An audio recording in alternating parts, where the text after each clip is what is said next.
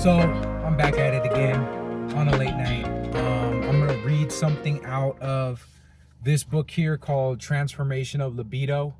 It's by Edward F. Edinger, and it's written on the larger volume of Carl Gustav Jung, which I'll put a picture of. The actual volume that broke him and Freud up, basically. Okay, I'm gonna show a picture of that, but I want to read out of this because in talking about libido and in talking about psychic energy in this book and in this setting, we're gonna take a look at pages 16 through 22 of this book. So I'm going to take a very small section out because it pertains to the daemon, the personal daemon, when we're speaking about psychic energy and libido.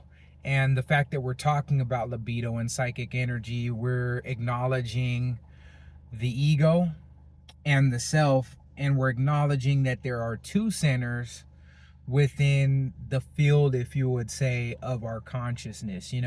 One that we are less conscious of pre-individuation, and that would be the self, and one that we become more conscious of, that there is something other, that there is another will that is vying and trying to live through us. And I'm so on fire on this subject because I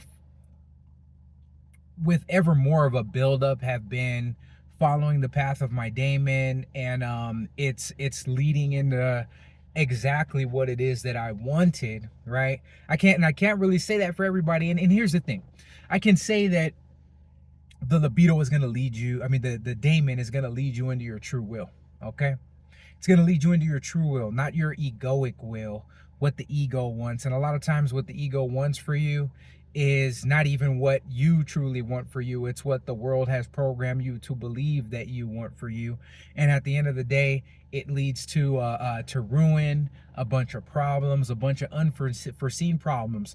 So also may the will of the daemon, which is your true will. Sometimes you're damned if you do, sometimes you're damned if you don't. And I'm going to explain a little bit more about this as we read in this in these few pages. And first we're going to talk about paragraph 121 of Jung's larger volume. This is Edward F. Edinger's book that we're reading from, and he basically speaks in this book, and speaks in all the books that he's writing on, as a mid ground for an entry-level individual to understand Jung's larger works. So it's not standing in the place of, but it's standing as a bridge into the larger works, okay? But this is going to talk more to us about the daemon, who we have to understand is linked to the psychic libido, as it drives us and fuels us with desire, and as it's linked to fire, which is also linked to desire. As I have thrown up the fire charts before, I'm going to throw up the sun chart, which will show much of this same type of information, and we'll see how this fiery energy transforms us. But first, what we're going to do is talk about Faust and his daemon Mephistopheles, as Edward F. Edinger writes here in this book. And I'm going to be interjecting here and there so that we can stay on point with what we've been circumambulating directly, which is the daemon, okay? So in paragraph 121, Jung makes a reference to Goethe's Faust. In the beginning of the drama, Faust expresses the fantasy of longing to be the sun. And I'm going to throw up the sun chart, that way you guys can see what this links to, okay? So that we can see what it is that we're talking about, that I'm not veering off and talking about something different, okay? Oh, if he could only fly over the earth as the sun could do. Then in the midst of that fantasy, the black poodle shows up, who is Mephistopheles, Faust's daemon, okay?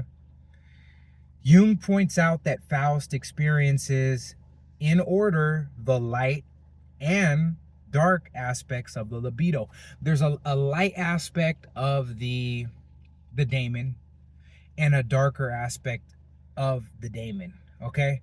And when all is said and done, I've seen both the dark and light aspects of my daemon, and have also experienced it. I know what it feels like when I am going through my life and I'm feeling the feelings that were associated with the actual visual presences. Okay.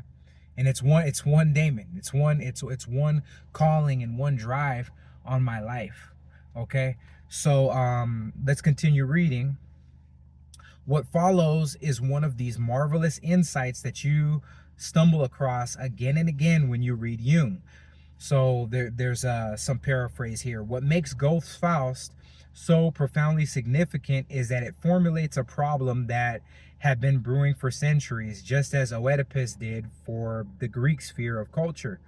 How to extricate, how to take ourselves away from, how to bring ourselves out of, from between Scylla of the world renunciation and the Charybdis of its acceptance. Now, when this is talking about world renunciation, okay, so these are opposites: world renunciation, okay, and world acceptance, okay.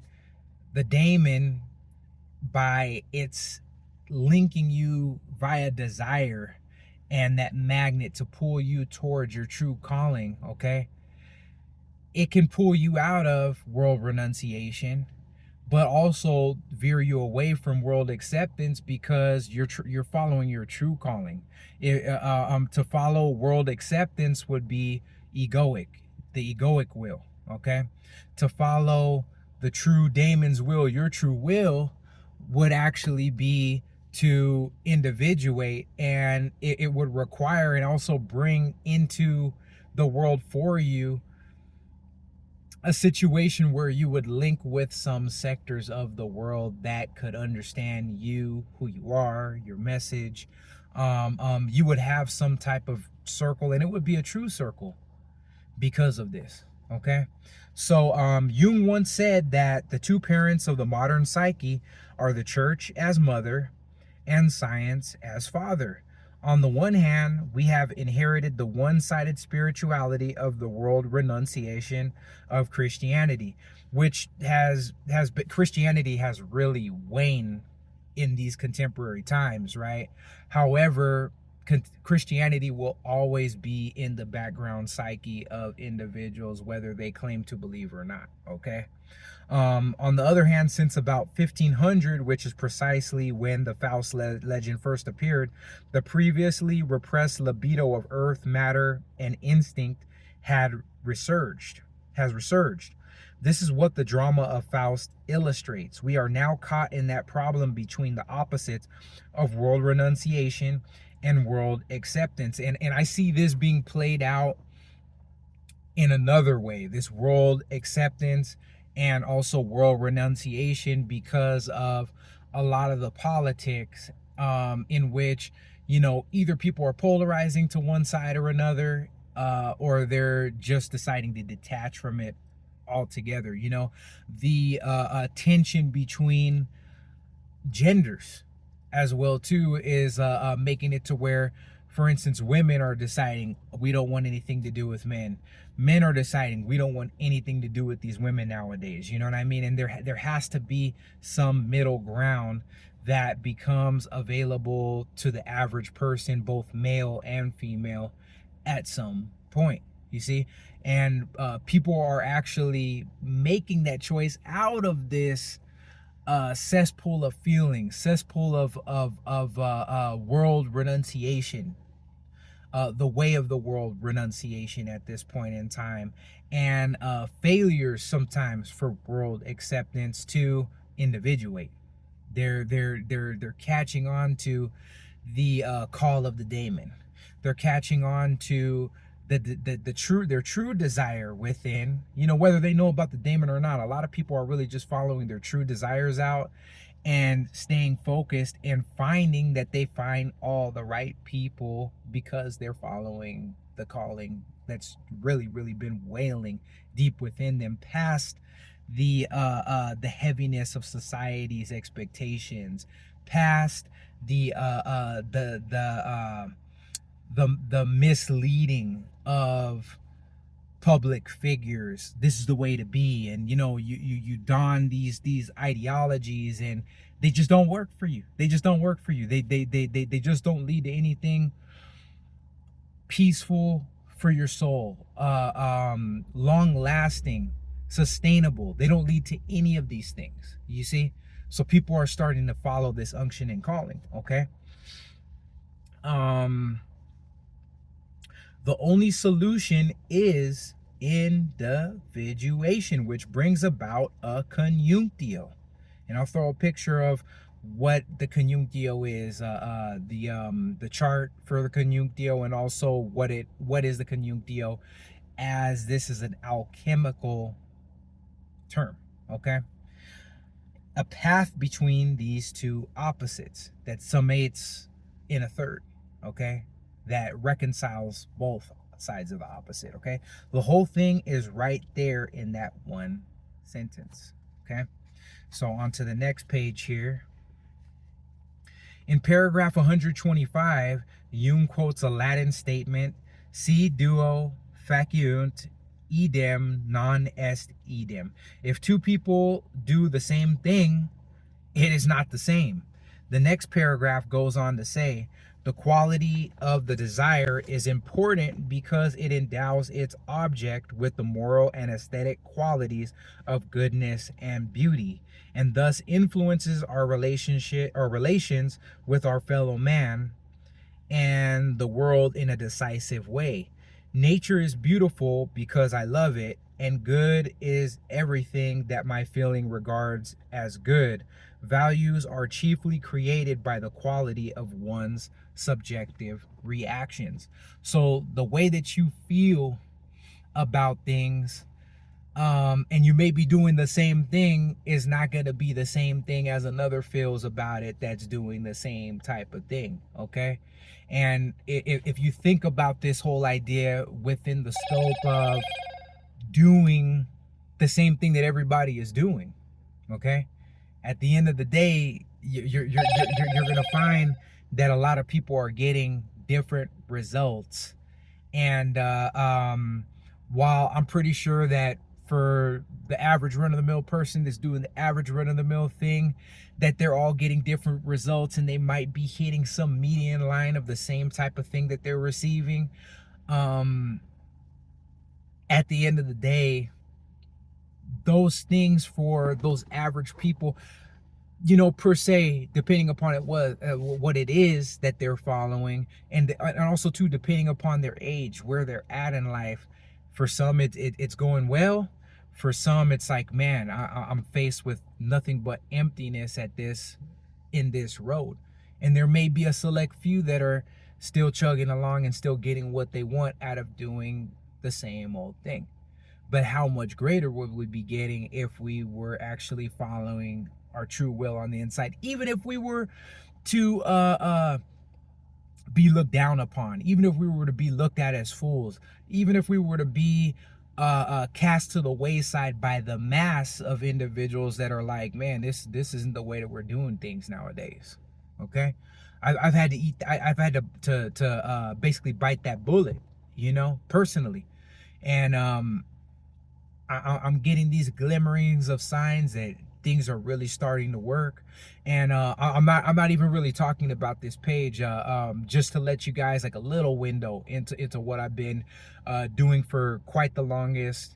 And it definitely links directly to my daemon, which puts upon me a spiritual warrior's calling. Okay, on one half of it, this is my spiritual aspect being thrown out here towards you guys here now. Okay, as far as this page, it's more spiritual. What is spirit? It's ruach, air, wind, mind, spirit. Okay, it's when we're talking about psychology, we're talking about the psyche, the mind, the spirit, the soul. Okay, so when I'm talking about things that deal with analytic psychology, the daemon, science definitely has something to do with it. We read about that. I'm trying to approach these things objectively, just as Carl Gustav Jung did, just as even Aleister Crowley did in a large way, tabulating a lot of occult experiments and trying to find out what the commonalities in the results of the operations that he undertook would be. Okay, so long story short, here let's continue reading. Okay, that is the psychological standpoint as opposed to the ordinary external standpoint. The experience of love derives from the inner event itself rather than from the object. This leads to such remarks as "I love you," but what does that have to do with you? You know, a lot of what we are experiencing, yeah, is subjective, and it's the subjective experience based upon the object. You see, that's why different things tickle our fancies. Each and every one of our fancies differently. You know, and when we're really tickled on certain things, when we're really drawn to something, sometimes these things are things that people aren't really 100% gonna like. And as I was sharing with you on the spiritual side, it's this platform for me, talking to you guys and speaking about psychological issues. But on the warrior side, the warrior aspect, I've been doing a lot of Brazilian jiu-jitsu ever since I exited my incarceration. You know, it's something that kept me on a straight and narrow path. I was able to get off parole even early because my parole officer was able to see, hey, this dude is just staying the course on his efforts, man. Like, you know, he's going and doing fights, he's going and doing competitions, he's found something that he really loves, and that's keeping him out of the way of harming others and out of the way of even getting harmed himself. You know what I mean? We can give this dude a little bit less supervision, you know. And I ended up getting off early, you know. But long story short, I stayed the course with it. um I semi recently ended up getting my brown belt in Brazilian Jiu-Jitsu, and sorry, and that's a very hard martial art to get a brown belt in. It takes a long time. It takes a long time. I've bled, I've competed, I've sweat, I've put in hours, I've put in time, I've learned a lot, and I'm coming up on getting my black belt. And my big dream is to own a gym one day, and be able to give other people that have gone through a lot of the same things that I'm going through, and maybe are headed down that road, a chance to redeem themselves, a chance to, you know, partake in something that is directly right up their alley and for them in their aptitude, so that they can basically get all the anger and the negativity and their angst out, and actually do something positive with their lives. You know what I'm saying? Like, there are a lot of young men that would be great in the sport, that would be able to possibly be the next big thing. You know, a lot of money is starting to come into these sports, and for these younger people that are in the sport now and are coming up or whatever, and are getting ranked and are out there competing and stuff, eventually they'll be able to make decent money in a sport where there really wasn't any money. It was just a bunch of people that were in it, that were being led by the outlet that had given them to bleed out a lot of their toxicity and their rage and problems that were spilling out into their lives in other ways. You know what I'm saying? So I've been being not even dragged, but like happily nudged down this road for the longest by my daemon. You know, by my daemon. And if you look back at, you know, one of the first lectures where I was talking about the daemon, I told you guys about that experience and how the daemon was choking me. You know, I met the darker aspect of it. It was choking me. It was pushing me down into the bed. I felt more weight on my body than I've ever than has ever been placed on me. You know what I mean? And it's very strange because this was pre-prison, you know. And then after getting out of prison, I mean, getting into jujitsu, it's kind of crazy because I deal with the pressings, people pressing on my body and having to get out from under people, and be able to exert triumph over the same situation that was very numinous that held me down prior. Okay, so much that I said here, and kind of long-winded. I'm going to continue reading, but I felt it necessary to put to make almost a reminder, throw this back out here again, because this is something real, and the encounter with the daemon, the wrestling with God, if you will, like as Jacob did, opens up a platform for you for the rest of your life that leads you towards your actual true will and the goal that you need to follow. It's a very cryptic reminder. Okay, so continuing forward here.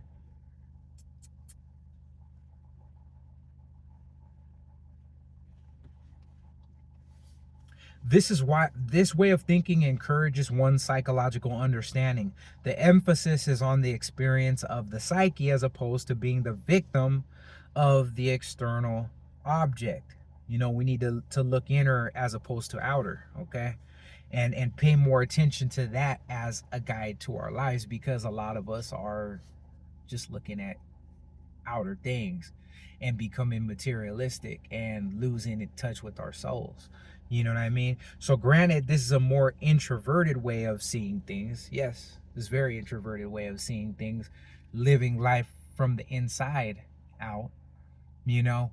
And sometimes that inside, especially if it's done in too much of an introverted way, the inside never gets out there, you know?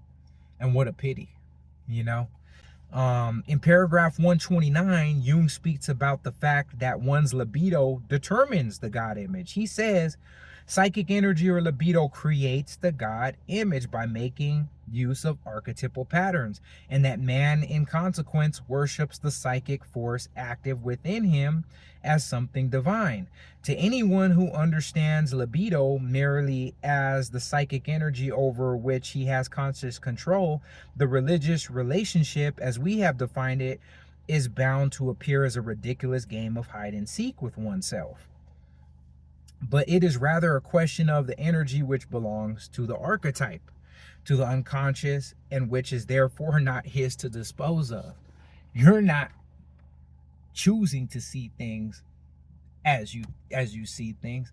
You see things based upon what your experience is on the inside, and a lot of times it's the experience on the inside being projected in the form of anima or animus principles. You see what I'm saying? And these are the same things that we see in the dreamscape. Okay, when you see men or women in your dreams, you know what I mean? They're talking to you. When you see certain objects in your dreams, you see what I'm saying? That can be tied back to an archetype, or even some grand mysterious symbol. Okay, a symbol that holds the lore of mystery, even occult mystery. Okay. So in later works, Jung is more explicit in stating that the psyche has two centers. Okay, we were talking about that earlier. The ego is one, the other is the self. The self carries the larger quantity of libido than does the ego. So the self, constitutes the God image. And I've been saying that the daemon points you to the self. It points to the self, and it's been argued in other literature that the daemon might just be the self or God, but it's that in a apparition form, when Jacob wrestled with the angel, it also said that he wrestled with God. And it's actually pretty crazy, because they said that the angel that he wrestled with, it has been stated that it was the angel Samael, which is how is that God? That's more Samael is the poison of God. And I've seen that written, but I'm not going to digress too far into that. Under circumstances where the ego makes some connection with that greater center, the idea of becoming a god arises. This is a deification of the ego. Just what happened with Mithras in the Mithraic mysteries as well, which I talked about in some of the very early previous lectures, okay? So some of the ones that just passed. In paragraph 130, he continues, the idea of becoming a god is even more obvious in the pagan mystery cults, where the neophyte that's somebody that's entry level into a mystery cult or even a Masonic lodge, okay? After initiation, he himself is lifted up to divine status, set up on a pedestal, and worshipped as Helios. Helios is the god of the sun. Okay, the sun can represent the mind of man, the ruach, which is the air, wind, spirit, or mind. But it also, the sun and Helios can actually represent the self or the apparition of the self, which the daemon can also be, because it can appear in physical form, you know, or semi-physical form, if we will. Okay, because I've experienced that, and I know that I experienced that. I'm not just sitting up here talking to you guys about it to, oh yeah, I've seen the daemon, no. In paragraph 132, he also gives a quotation from an early Christian father who posited the same idea in early Christianity. You have become God. You will be a companion of God and co-heir in Christ, this Christian father said.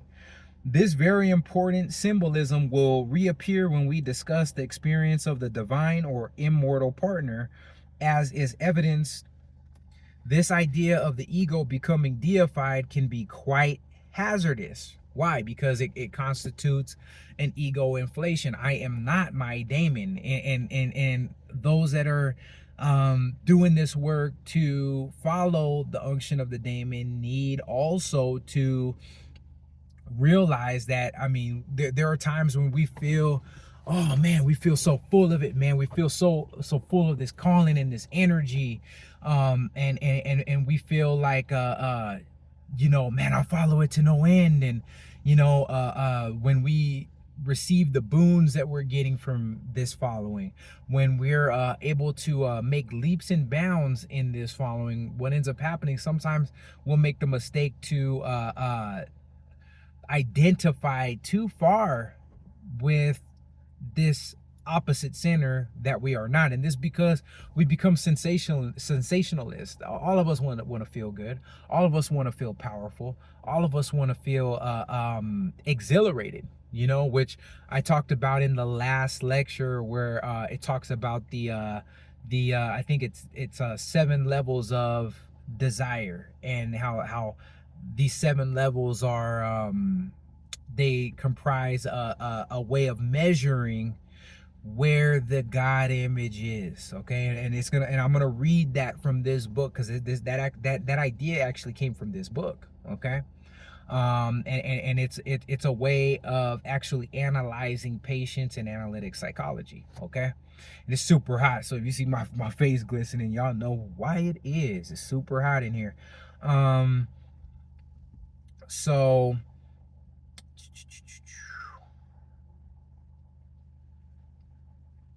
we turn now to the next chapter, the concept of libido. This is such a central concept in Jungian psychology that I want to say a little more about it. As used in Jungian psychology, libido refers to the psychic energy that is attached to a person, object, idea, image, or an activity. Now, before I continue, because we're almost done here, I just want to say that, like, let's think about this, because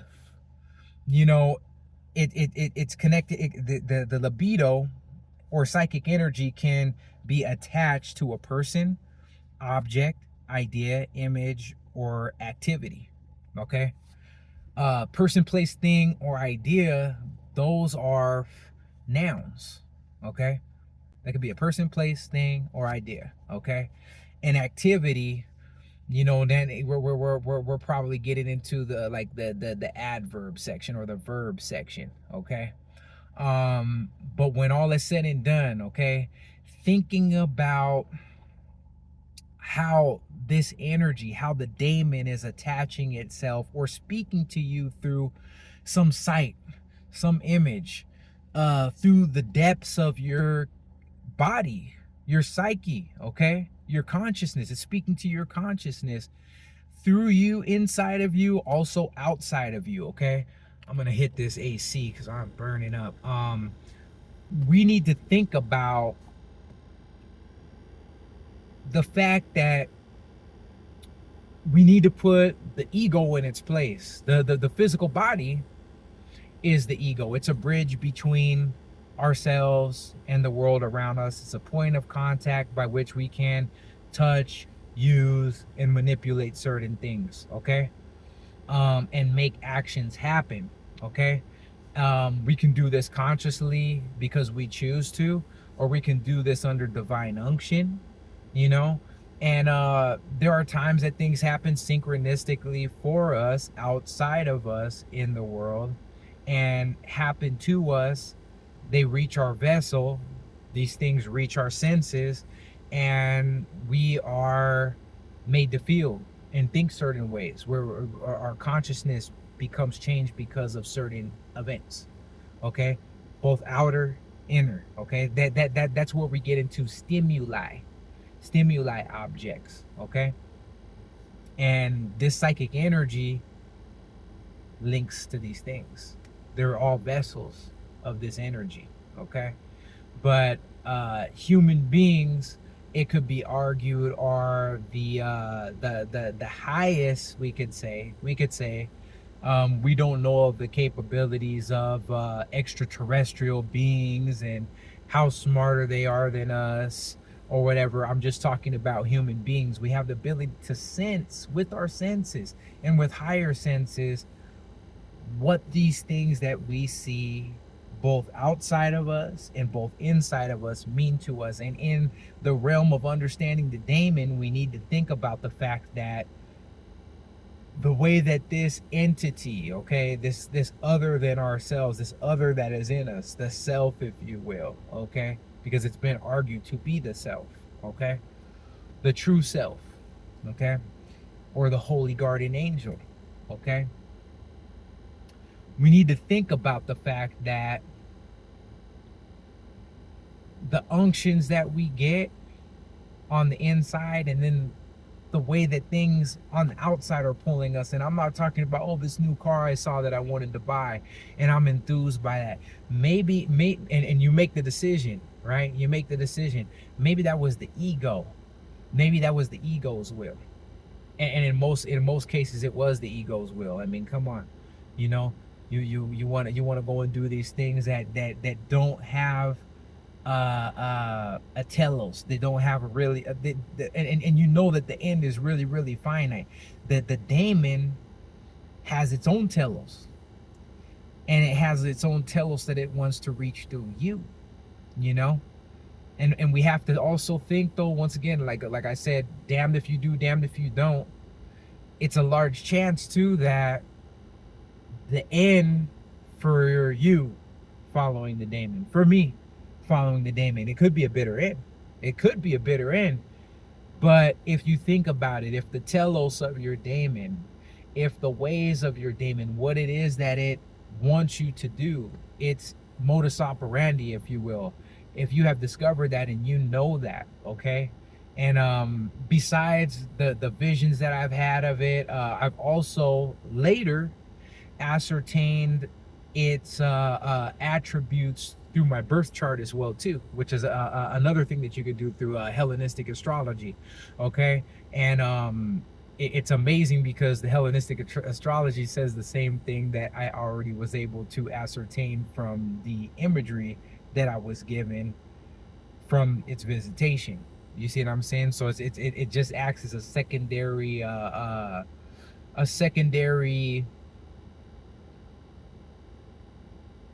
sign or token of guarantee or approval, if you will, okay? However, you know, I'm gonna continue to read, but just know that it has an end for you, and a lot of times it goes beyond what the ego wants for you in the world and what the ego wants in the world. The ego will pull you away from this higher calling in a lot of ways. There's an old saying that says friendship with the world is enmity with God, and that's in the scriptures. You know what I mean? God being in psychology talk, analytic psychology talk, the higher self. Friendship with these things out here, you know, counting these things out here as the summum bonum and the greatest thing, is gonna take you off your goal to do what it is that the daemon is calling you, and maybe pushing you or maybe pulling you towards doing and achieving. Okay, so continuing, okay, about the fact that the libido or psychic energy is attached to a person, object, idea, image, or an activity. It's not the object itself, okay? It refers to the concept of energy in general, in the general sense, rather than the restricted sense in which Freud used the term, you know, which was fraught with sexuality, right? And this question of libido is central to all clinical and depth psychological work. When we do depth psychology, we're really primarily interested in two issues. One is a question of libido. The other is a question of archetypal images and patterns. We're concerned with content and form. The content is the libido, and the form is the particular psychological structure or pattern that contains the libido. Because everything, everything that is physical is made after a pattern. The libido, being formless, okay, can take semi-form in dream states, okay, and these forms are specter like, if you will. They're material but more so immaterial, okay, and they're more physical counterparts, you could say, would be something here physical on earth, okay. So we're more concerned, and when I say we, people that are involved in actual analytic practice, and individuals that are studying analytic practice so that they can better themselves, better their own lives, okay, like myself, okay. um we're looking at the archetypes, we're looking at the symbols, but we're also looking at the libido that's attached to it. What's this thing that I'm seeing in this dream, right? How did I feel about that? You know, was it something that I paid much attention to, or was it something that gripped me? Was it that numinous? You know, did it have power to it? Did it pull me some type of way? Then it's something I really need to pay attention to. This is how this symbol is calling, and these symbolisms in this dream is calling. And then when I can take this symbolism in the dream back to an archetype, maybe back to a mythologic story, all of a sudden this amplification occurs where I'm able to understand more what the message is and what it means to the outside world, and my living in this world, and basically how that's good, how these things may come about in the world around me, you know, and how they pertain to the world around me, you know. It's about bringing these things down, okay. Hopefully I made sense there to you guys, okay. So continue to the next page. There are different degrees of manifestation of libido, a whole spectrum of degrees. Several of the basic terms are listed on the attention chart, okay, and I'm going to give you guys a picture of that, listed from an approximately lesser to greater degree. These terms include, and this was in the last lecture, attention, interest, desire, attachment, enthusiasm, compulsion, and worship. Whenever we're working with a patient, we're constantly asking ourselves, where is their libido at this particular stage? We can locate it by using this chart. What does the patient give attention to? What does he or she not give attention to? Attention is a basic libido manifestation. I can tell you if you're paying attention to me or not. And if you are not, that means your libido is someplace else. Something else is more gripping. Attention is one of the lower levels of manifestation of the libido. Interest is a heightened attention. I hope you are all not only attentive but interested. And I hope that here as well though too, because at the end of the day, there are a whole lot of shorts that you guys could be watching. Somebody running their head into a tree, a dog chasing its tail, and people tend to find those things more interesting. Okay, but very few, many are called but few are chosen. Very few find spirituality interesting, find their own psyche interesting, find how they can move themselves ahead, how they can know the inner self more, and how they could trace these tracks so that they could get down to the root. They find a lot of people find that less interesting. Oh, we'll do that another time. So whenever we're working with a patient, right, we're constantly asking ourselves, where is their libido at this particular stage? Okay.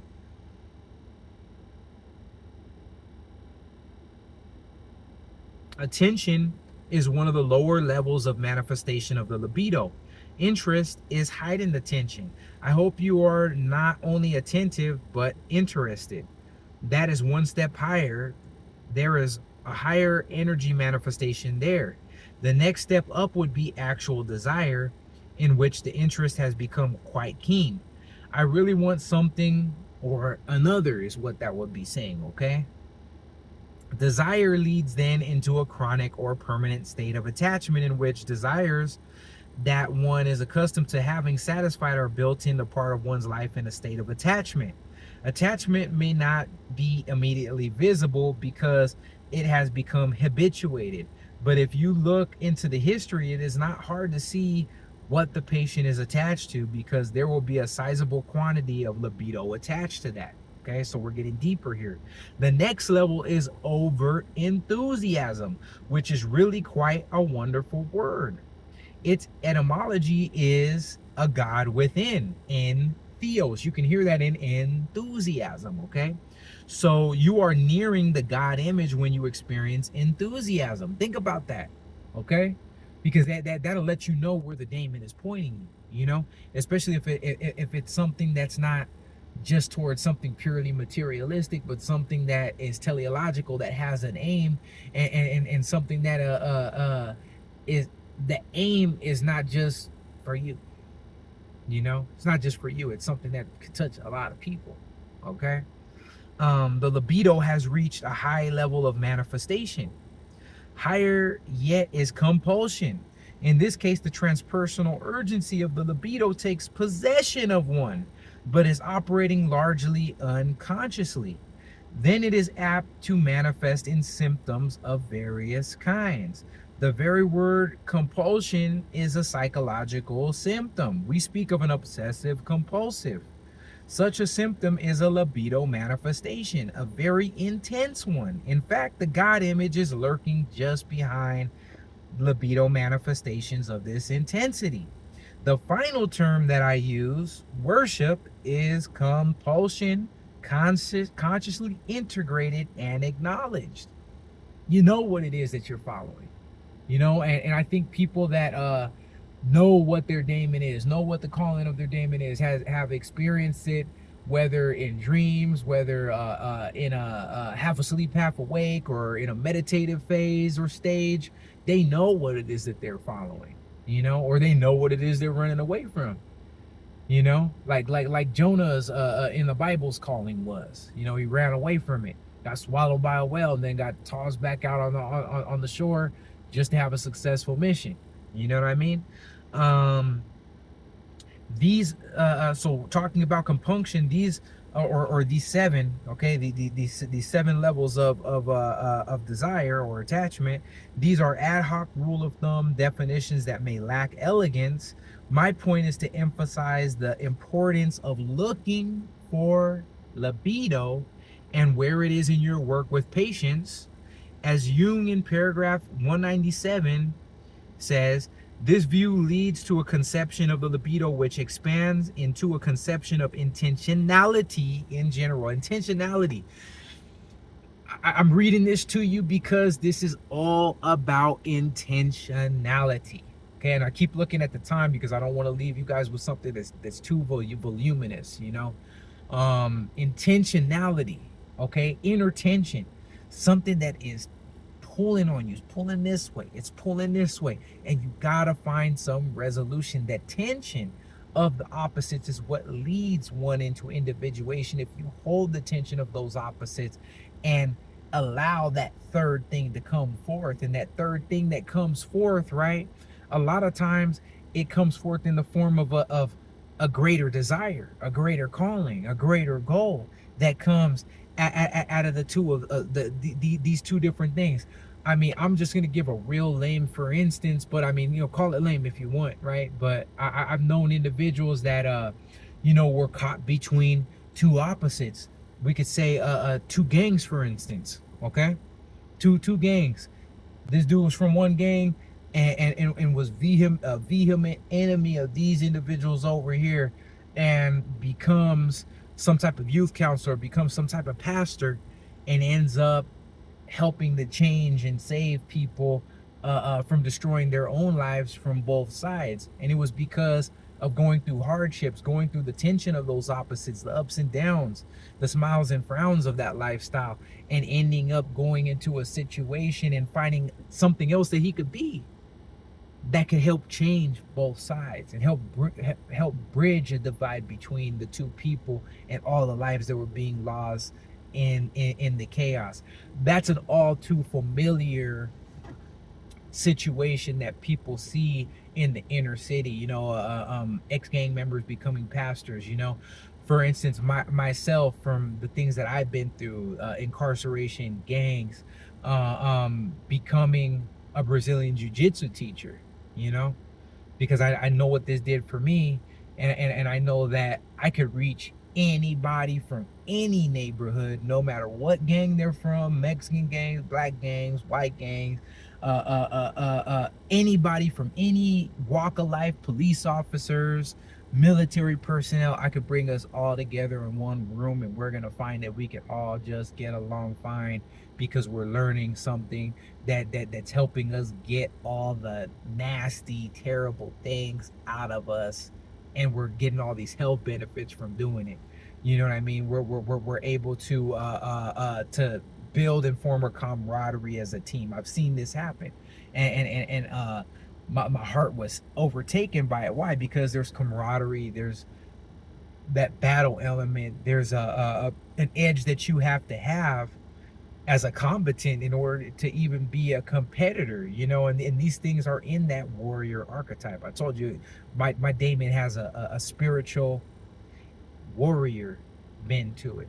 Okay, so it makes perfect sense that I would find myself at home in something like this, and would like to find other people a home in something like this. Okay, so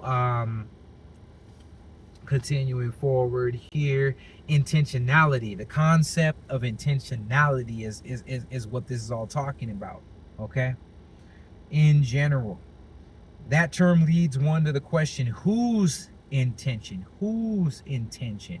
The ego's intention? Or is the ego desiring this? Am I just wanting this? And am I wanting this because this is what society wants from me, and I want to be cool just with everybody else? Or is this the daemon's intention? Is this the true calling? If I'm a Christian, I would say, is this God's will for my life? Is this something that Jesus would want for me? And you know what I've come to find is that, for one that is following the daemon, especially for myself, and I can speak for myself, there's nothing that my daemon is asking me to do as of yet in all of this time that voids any part of any religious doctrine at the end of the day, which I find that very amazing. I'm living what most people would call a very wholesome life, but without being religious, if you will. You know, some would say spiritual, but I wouldn't even really say that. I'm just living out of the peace of knowing that I'm following my calling, and following that with a sound mind and a sound heart. See what I'm saying? So I would like to throw that out there at you, because we all don't have the same daemon, okay? And the daemon's not going to be the same for everyone. So I don't know what your daemon is putting on you to do, okay? And I know that there's a darker aspect. I know that there's a lighter aspect, you know? And I know that I saw the darker aspect when I was following out the more darker aspect of my life and my lifestyle, okay? And I saw the lighter aspect as I was getting into the path of individuation more sincerely, okay? So continuing forward here, whose intention is the question that's being asked. As long as the libido is attached to the ego, it is the intentionality or will of the ego. Answers right here. But whenever one experiences libido intentionality that is not recognized as belonging to the ego, then that then is an urgent question. Whose intention is this? Crossing my path and making me do something I did not intend to do. That is where compulsion comes in. So not only should you ask yourself where the libido is in a given patient and in yourself as well, but you should also ask the secondary questions. What is the intention of that libido? What is the intention of that psychic energy? What is the intention of the calling of that daemon? You know, if it is actually your daemon that is calling you to do these things, or is it just the intentionality of the ego? You know, it's a good question. It's a good qualifying question. Where is it going? What's the telos? What's the teleological end? What is the goal of the given intention? I'm gonna end the reading there, and I really just went through reading all of this because in speaking in the last lecture about the measurements that one could make on one's own libido, where it's going, and how one can really see how the daemon is calling them and maybe pushing or pulling them in their lives, right? One needs to really differentiate between the ego's calling and the daemon's calling. One needs to also realize that it's not that the daemon is just, there are going to be times where you're lonely, where you're pushed into the Negredo phase of alchemy, you know what I mean, and you're alone and it's feeling like absolute shit, and you're sitting there and you're trying to find a way out and figure that the daemon may cause you to suffer so that you can get back on the right on the right path, so that you can do what your true purpose and what your true calling is here on this earth, in this world, not only for yourself, most likely for others. You see what I'm saying? But the thing is, though, is it wants to also link you to the appropriate aspect of the world so that the will can be furthered and actually made manifest. I mean, it's like that old statement in the Lord's Prayer. I was thinking about this and I was just like, wow, man, this is like the perfect prayer of the will of the daemon, where it says, our Father who art in heaven. Heaven is coelis in Latin. It's here. It's here in the head. The daemon resides in the higher realms of the body. It's been said, okay? And that's how it came down into us. And that's actually where it's taking us, to higher realms higher than ourselves. When we discover it, and when we make linkage to it, and when we're following the will of the daemon, what ends up happening is, it's as if we finally looked above us, because it takes us to a higher life than we are actually at, and then that we ever would have gotten to without it. You see what I'm saying? So, that our Father who art in heaven, hallowed or holy be thy name. Holy is Proto-Indo-European kalo, whole, uninjured, untouched, which every word or ver integra, okay, a man intact is supposed to be, a human being intact is supposed to be. Hallowed be thy name. Thy kingdom come, right? Thy will be done on earth, right down here, as it is right here in heaven. And give us this day our daily bread. There's communion there. You see what I'm saying? The bread is lechem in Hebrew, you know, and that's 78. That's 78. Like, I also want to like draw an attention, because that Lord's Prayer is full of so many different symbolisms. Lechem is 78, okay? And 78 is the number of the keys in the tarot, you know, which will explain all the occult mysteries of mundane life and the higher life, which archetypally, okay, connects to it, okay? Give us this day our daily bread. That's communion, okay? Meaning together as one, communion, okay? Give us this day our daily bread, and forgive us our trespasses, which is ignorance, okay? So we know we'll no longer be ignorant in following this will of the daemon. It has been said that we'll be free from fate. We'll be free from that wheel of fate by knowing our daemon, okay? And forgive us our debts as we forgive our debtors.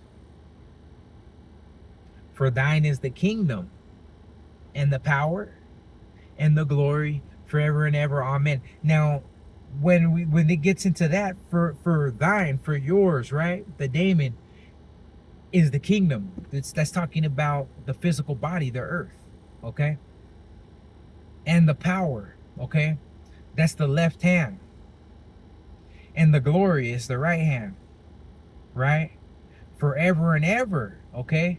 The forever and ever is aeon, eternal time, forever and ever, time and time again. It said that we're reincarnated with the same daemon. That's what it's been said, okay? Forever and ever, amen. So we have the four quadrants of the human being united to the fifth principle, which is the self, the higher self, the one, okay? Or that which leads at least to that, which is the daemon, okay? Because Jesus Christ, being man and God at the same time, is also a daemon, okay? That's what a lot of people have slept on, and the truth is coming out. The truth is coming out. Is a daemon. So the only way to the Father is through the Son in the Christian philosophy. This is a daemon, pointing the way to the self.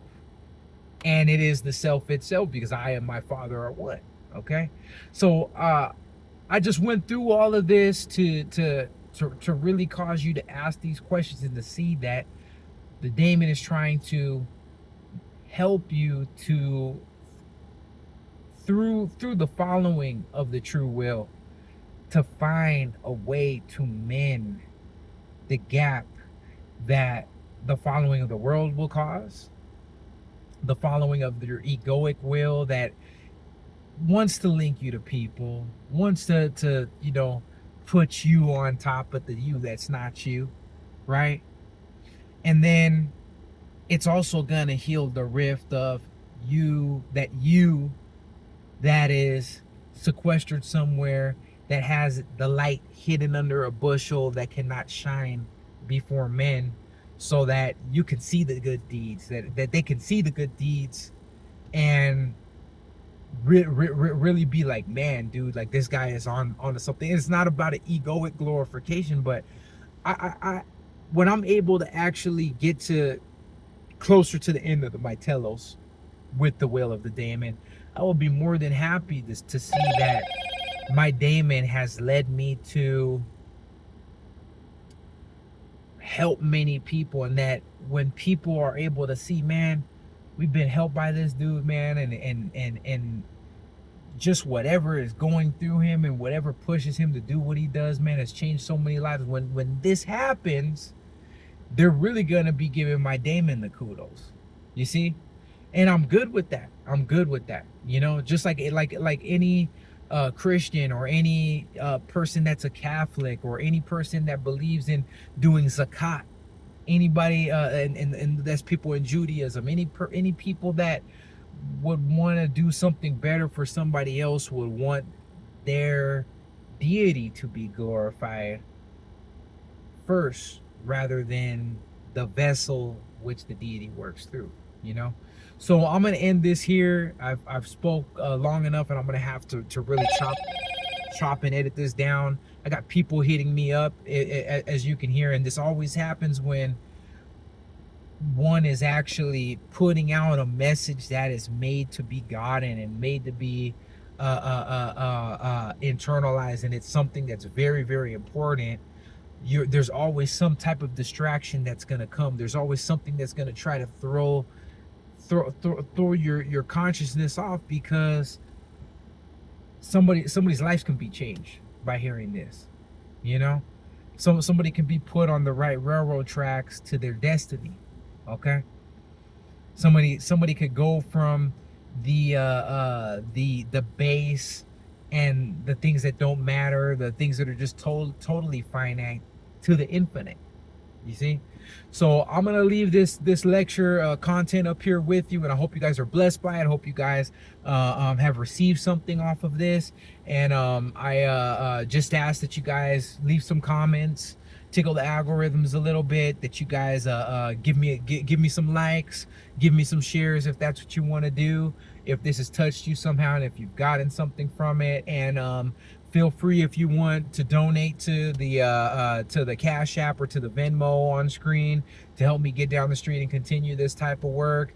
And other than that, I just really want to thank you for lending your ear tonight. I know some of these readings, maybe even some of these talks, are a little bit hard to sometimes digest and get through, but I promise you that if you listen with open ear, open mind, open heart, the seeds that I'm throwing out here are gonna grow into something that's going to help you to grasp into deeper levels of your individuation. Why do I know that? Because I'm living here, you know, in this vessel in which I receive bits and pieces of enlightenment from the information that I put inside of it, and have allowed my consciousness to sit and brew with it. And I know I'm not any smarter than anybody else at the end of the day. I'm a human being just like you, you know. So thank you once again for lending your ear, and please have a good night, and until next time.